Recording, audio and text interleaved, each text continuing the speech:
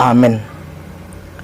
Yang menjadi renungan bagi kita pada saat ini itu dari 2 Raja-Raja pasal yang kelima ayat 1 sampai yang ke-15. Demikian firman Tuhan. LAI membuat judul perikop ini adalah Naaman disembuhkan. Naaman, panglima Raja Aram, adalah seorang terpandang di hadapan tuannya dan sangat disayangi, sebab oleh dia Tuhan telah memberikan kemenangan kepada orang Aram. Tetapi orang itu seorang pahlawan tentara sakit kusta. Orang Aram pernah keluar bergerombolan dan membawa tertawan seorang anak perempuan dari negeri Israel. Ia menjadi pelayan pada istri Naaman. Berkatalah gadis itu kepada nyonyanya, "Sekiranya tuanku menghadap nabi yang di Samaria itu, maka tentulah nabi itu akan menyembuhkan dia dari penyakitnya." Lalu pergilah Naaman memberitahukan kepada tuannya, katanya, "Begini-beginilah dikatakan oleh gadis yang dari negeri Israel itu." Maka jawab Raja Aram, "Baik, pergilah dan aku akan mengirim surat kepada Raja Israel." Lalu pergilah Naaman dan membawa sebagai persembahan 10 talenta perak dan 6.000 sikal emas dan 10 potong pakaian. Ia menyampaikan surat itu kepada Raja Israel yang berbunyi, "Sesampainya surat ini kepadamu, maklumlah kiranya bahwa aku menyuruh kepadamu Naaman pegawaiku supaya engkau menyembuhkan dia dari penyakit kustanya." Segera sesudah Raja Israel membaca surat itu, dikoyakkannyalah pakaiannya serta berkata, "Alangkah aku ini yang dapat mematikan dan menghidupkan, sehingga orang ini mengirim pesan kepadaku supaya kusembuhkan seorang dari penyakit kustanya? Tetapi sesungguhnya perhatikanlah dan lihatlah, ia mencari gara-gara terhadap aku." Segera sesudah didengar Elisa, abdi Allah itu, bahwa Raja Israel mengoyakkan pakaiannya, dikirimnyalah pesan kepada Raja, bunyinya, "Mengapa engkau mengoyakkan pakaianmu? Biarlah ia datang kepadaku, supaya ia tahu bahwa ada seorang nabi di Israel." Kemudian datanglah Naaman dengan kudanya dan keretanya, lalu berhenti di depan pintu rumah Elisa. Elisa menyuruh seorang suruhan kepadanya mengatakan, "Pergilah, mandi 7 kali dalam sungai Yordan, maka tubuhmu akan pulih kembali, sehingga engkau menjadi tahir." Tetapi pergilah Naaman dengan gusar sambil berkata, "Aku sangka bahwa setidak-tidaknya ia datang keluar dan berdiri memanggil nama Tuhan Allahnya, lalu menggerak-gerakkan tangannya di atas tempat penyakit itu, dan dengan demikian menyembuhkan penyakit kustaku. Bukankah Abana dan Parpar, sungai-sungai Damsik, lebih baik dari segala sungai di Israel? Bukankah aku dapat mandi di sana dan menjadi tahir?" Kemudian berparinglah ia dan pergi dengan panas hati. Tetapi pegawai-pegawainya datang mendekat serta berkata kepadanya, "Bapak, seandainya nabi itu menyuruh perkara yang sukar kepadamu, bukankah Bapak akan melakukannya? Apalagi sekarang ia hanya berkata kepadamu, 'Mandilah dan engkau akan menjadi tahir.' Maka turunlah ia membenamkan dirinya 7 kali dalam sungai Yordan, sesuai dengan perkataan abdi Allah itu. Lalu pulihlah tubuhnya kembali seperti tubuh seorang anak, dan ia menjadi tahir. Kemudian kembalilah ia dengan seluruh pasukannya kepada abdi Allah itu. Setelah sampai, tampillah ia ke depan Elisa dan berkata, 'Sekarang aku tahu bahwa di seluruh bumi tidak ada Allah kecuali di Israel. Karena itu terimalah kiranya suatu pemberian dari hambamu ini.'" Demikian firman Tuhan.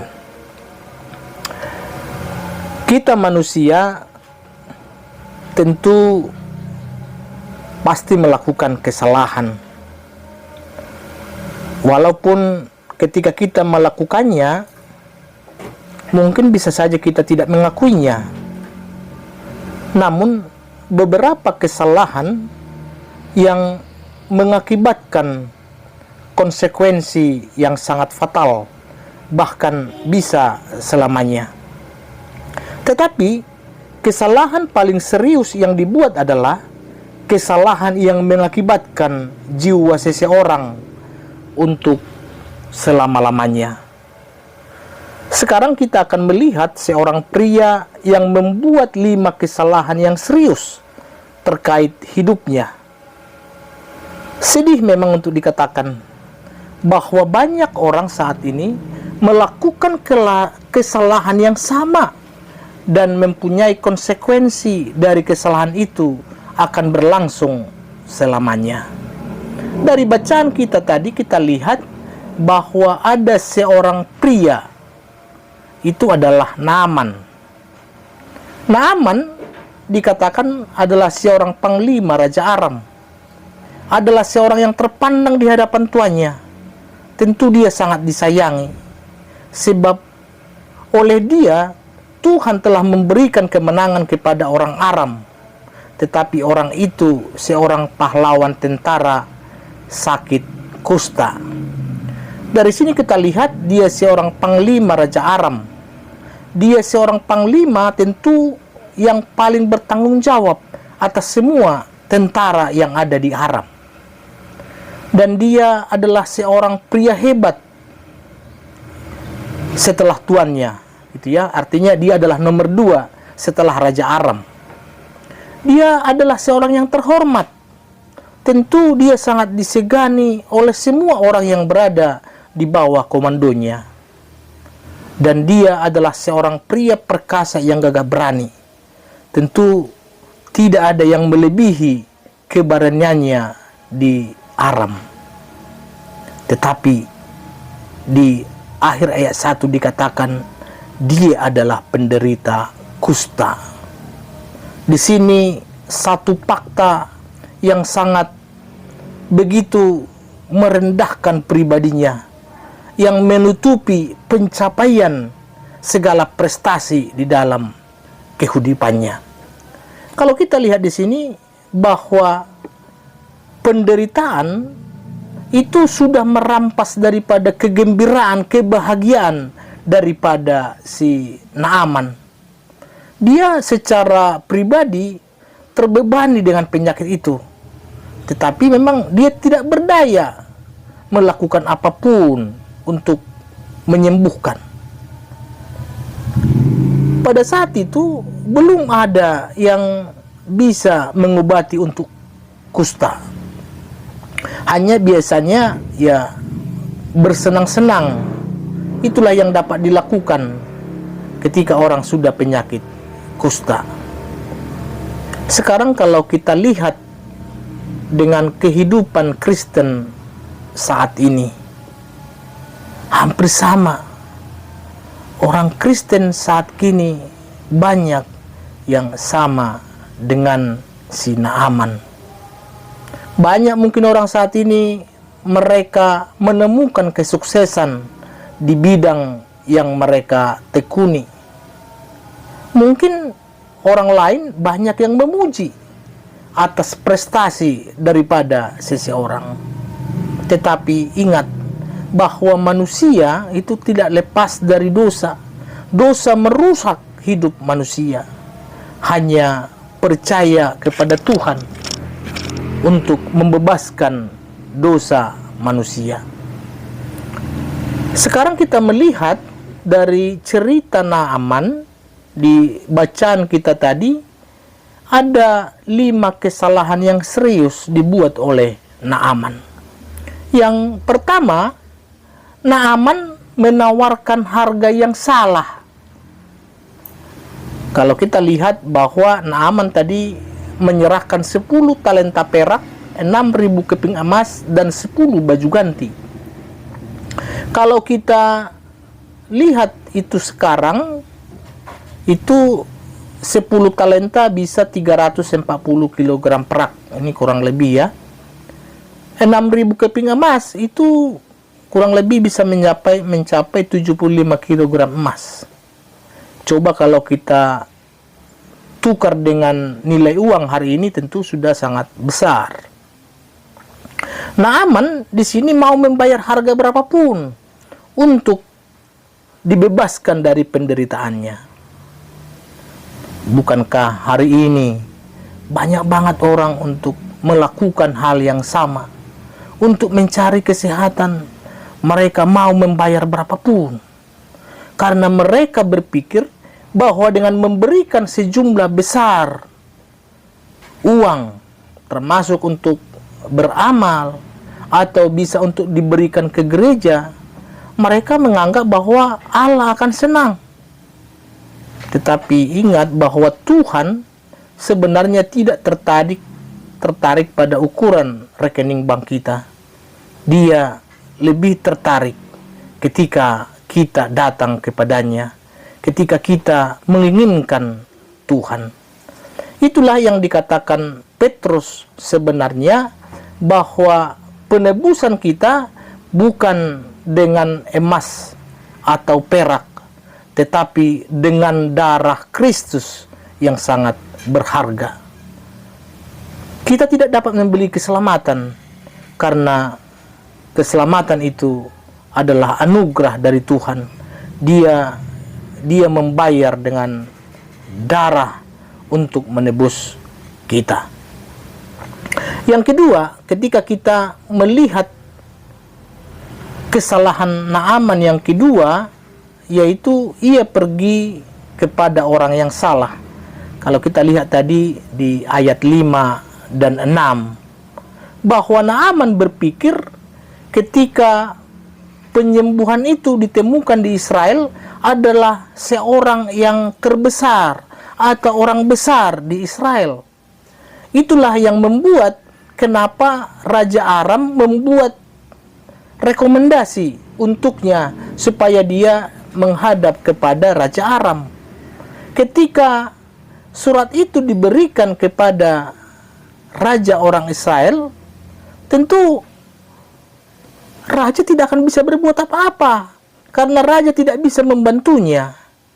Di sini kita lihat bahwa Naaman itu setelah gagal paham ya, bahwa Naaman di sini membuktikan tidak benar apa yang dikatakan adalah gadis kecil, pembantu istri daripada Naaman.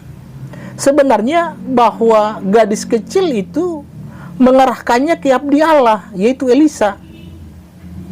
Tetapi yang kita lihat justru salah alamat. Dia datang kepada Raja Israel, tetapi Raja Israel tidak memiliki kuasa untuk memberikan kesembuhan kepada Naaman. Di sini perlu kita ketahui bahwa keselamatan itu adalah dari Allah. Kalau kita lihat sekarang, sangat banyak orang mencari seseorang, mencari manusia untuk mendapatkan keselamatan. Tetapi hanya Yesus yang dapat menyelamatkan kita. Di Kisah Para Rasul 4:12 dikatakan bahwa keselamatan tidak ada di dalam siapapun, juga selain di dalam Dia. Sebab di bawah kolong langit ini tidak ada nama lain yang diberikan kepada manusia yang olehnya kita dapat diselamatkan. Kita harus ingat bahwa ketika kita mencari keselamatan kepada manusia, tentu itu akan mengecewakan kita. Tetapi ketika kita mencari Yesus, tentu Yesus tidak pernah gagal. Yang ketiga yang menjadi kesalahan serius dari Naaman, yaitu bahwa Naaman pergi ke tempat yang salah. Itu bisa kita baca di ayat 7 sampai 9. Di sini Elisa memberitahu raja, dikatakan, biarlah ia datang kepadaku. Harusnya itulah yang dilakukan oleh Naaman sejak awal. Elisa di sini tidak sebenarnya mau menyombongkan diri, tetapi bahwa Elisa percaya, yakin bahwa Tuhanlah yang sanggup memberikan kesembuhan. Elisa tahu bahwa Tuhan dapat memenuhi kebutuhan maupun kesembuhan daripada Naaman. Kalau kita baca di ayat 9, kemudian datanglah Naaman dengan kudanya dan keretanya, lalu berhenti di depan pintu rumah Elisa.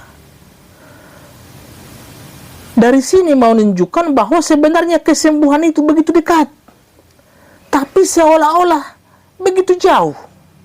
Kita lihat di sini, Naaman datang ke rumah Elisa.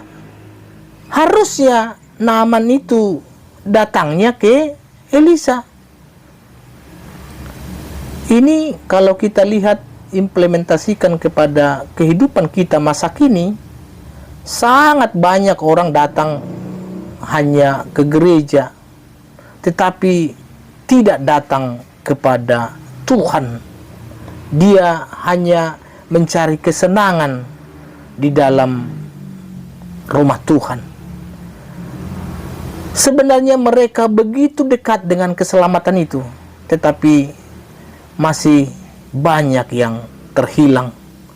Walaupun kadang sudah divonis bahwa manusia itu adalah orang yang berdosa, tetapi kadang tidak mau peduli, bahkan tidak ada yang menyerah kepada Tuhan. Yang keempat, yang kita lihat di mana kesalahan daripada Naaman. Naaman ingin menggunakan resep yang salah. Kalau kita baca di ayat 10 dan 11, sebenarnya Elisa menyuruh seorang suruhan kepada Naaman, mengatakan pesan yang sangat sederhana. Pergilah mandi 7 kali dalam sungai Yordan, maka tubuhmu akan pulih kembali, sehingga engkau menjadi tahir. Tuhan bagi kita membuat sangat sederhana, tetapi seringkali manusia memperumit, membuat seolah-olah itu masalah. Kalau kita baca di Kisah Para Rasul 16, 30-31, bagaimana kepala penjara bertanya, "Tuan-tuan, apakah yang harus aku perbuat supaya aku selamat?" Di sini penjelasannya sangat sederhana. Dijawab, "Percayalah kepada Tuhan Yesus Kristus dan engkau akan selamat, engkau dan seisi rumahmu." Jadi Injil itu sebenarnya sangat sederhana. Kalau di Roma 10:13 dikatakan, sebab barang siapa yang berseru kepada nama Tuhan akan diselamatkan. Di sini kalau kita lihat reaksi daripada Naaman, Naaman menjadi sangat marah. Dia menolak pesan itu karena dia pikir itu terlalu sederhana. Bahwa dia sebenarnya sudah memiliki pikiran tentang bagaimana Tuhan akan bekerja. Tapi ternyata tidak seperti yang dipikirkan. Dia mengharapkan Elisa untuk keluar dan melakukan beberapa ritual untuk membuat kesembuhannya. Tetapi tidak seperti itu. Banyak sebenarnya manusia saat ini yang menolak pesan Injil karena mereka menganggap tidak sesuai dengan konsep keselamatan yang mereka pahami.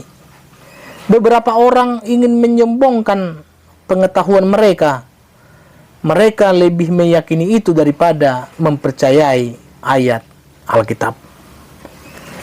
Yang kelima, kita melihat kesalahan daripada Naaman ialah Naaman memiliki sikap yang salah.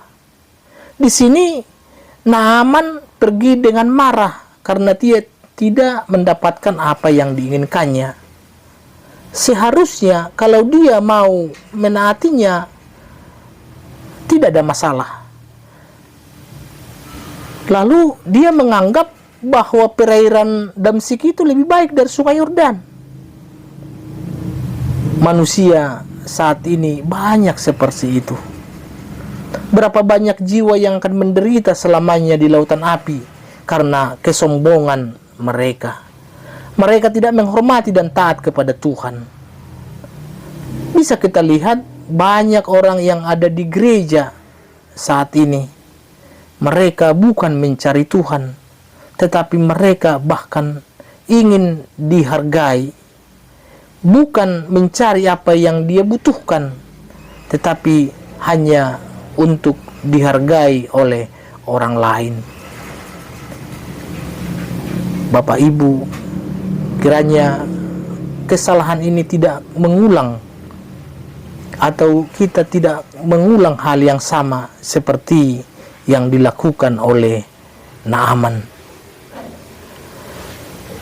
Kalau kita lihat di sini sebenarnya bagaimana perhatian dan kasih karunia Tuhan. Di ayat 13 dan 14 kita bisa melihat ya bagaimana Tuhan peduli kepada manusia itu sendiri. Kalau kita baca di 2 Petrus 3 ayat 9 dikatakan Tuhan tidak lalai menepati janjinya, sekalipun ada orang yang menganggapnya sebagai kelalaian, tetapi ia sabar terhadap kamu, karena ia menghendaki supaya jangan ada yang binasa, melainkan supaya semua orang berbalik dan bertobat. Tuhan sangat sabar menunggu kita. Karena itu bagi kita semua, datanglah, jangan menolak panggilan daripada Tuhan. Yang kita lihat ketika Naaman patuh untuk melakukan apa yang diperintahkan oleh abdi Allah itu, kita melihat bahwa kustanya telah sembuh, hilang, dia mendapatkan kulit yang baru, tubuhnya begitu dibersihkan. Tetapi yang kita lihat di ayat 15, dia tidak hanya menemukan kesembuhan itu, tetapi dia juga menemukan Tuhan. Di ayat 15 dia berkata, kemudian kembalilah ia dengan seluruh pasukannya kepada abdi Allah itu. Setelah sampai, tampillah ia ke depan Elisa dan berkata, sekarang aku tahu bahwa di seluruh bumi tidak ada Allah kecuali di Israel. Karena itu terimalah kiranya suatu pemberian dari hamba-Mu ini. Bagi kita semua, jangan mengulang kelima kesalahan tersebut. Jangan lagi membuat kesalahan yang sama pada hari ini. Ketahuilah bahwa Kristus yang dapat membersihkan kita dari dosa. Kita percaya Kristus, baru kita selamat. Datang sekarang dan jangan tunda lagi. Amin. Kita berdoa.